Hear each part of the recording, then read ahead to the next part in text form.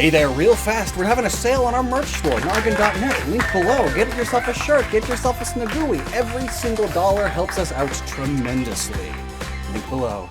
The Generation 3 Pokemon games Ruby and Sapphire introduced the ever-popular and ever-underutilized double battle mechanic where each trainer has 2 Pokemon out. And as with nearly all new gimmicks and things to do in Pokemon, there has to be a new Pokemon based around it. So in these games, we got 5 pairs of Pokemon who benefit greatly from being used together in double battles. Volbeat and Illumise, Solrock and Lunatone, Dustox and Beautyfly, Latios and Latios, and the ones who benefit the most, Plusle and Minun, and they have really got double battles down pat. For 2 whole generations, they exclusively had the plus and minus abilities, which boosts the special attack of Pokemon with the other ability by 50% when in a double battle together. But don't you dare think that they got these symbols on them because math. Math has nothing to do with it. We hate math here. That's not true, but I wanted to say it. But gosh, I do remember, like, in middle school, fellow kids were drawing, like, Plusle and Minun OCs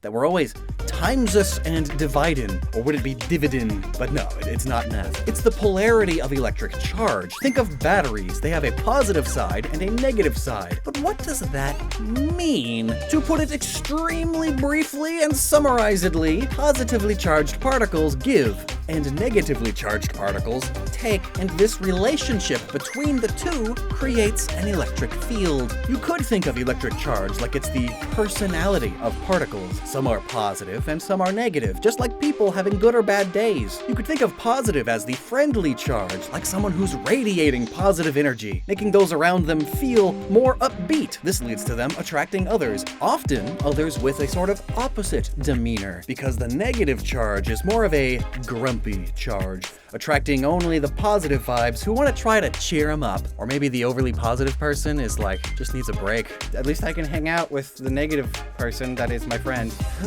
I can chill finally. Because when you get 2 positives together, they're like friends who can't agree on what to watch and they push each other away. Same with 2 negatives. They are just too alike and don't vibe well. There's definitely an opposites attract thing going on with them, both in the literal and figurative sense. The anime has a lot of fun with this. I love the recent anime Minun so much.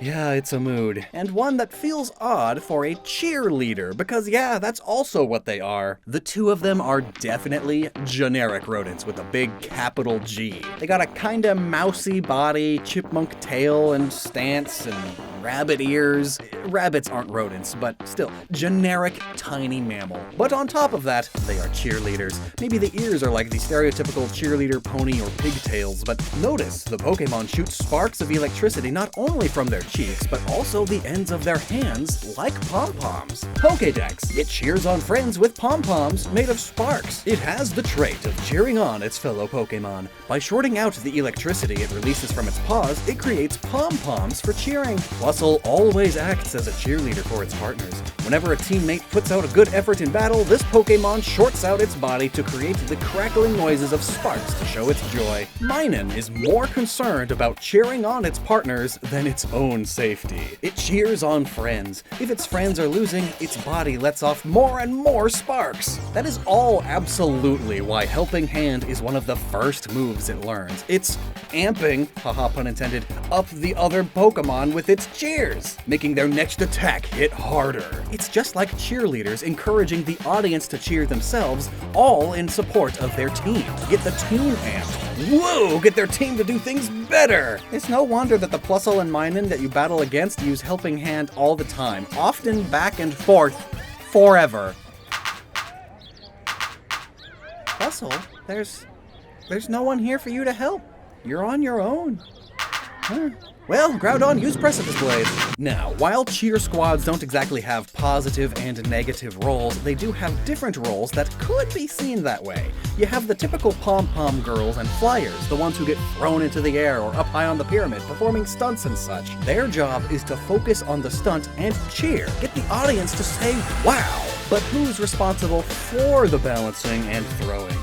Why, the bases and back spots, of course, the muscle. They need more physical strength and assertiveness to maintain stability and safety. Same with the back spots, who are there just in case the flyer falls. Yeah, there's a whole position based on, oh gosh, what if we mess up? I gotta always be thinking of the negative thing and protect them. Yeah, they're always thinking about the worst thing that could happen, and yet they are a very important part of cheer squads. Actually, you could also think of these cheer attitudes as an East meets West sort of thing. So far we've been talking about American-style cheerleading, which has bled into the rest of the world, absolutely, but Japan traditionally has their own type of cheer squad, Oh and Don, who, compared to the brightly colored, shiny, sometimes skimpy outfits with the reflective pom-pom wielding American cheerleaders that are way over the top and way bubbly, they are very serious. These days, they are often alongside the usual cheerleaders, but traditionally they are their own thing.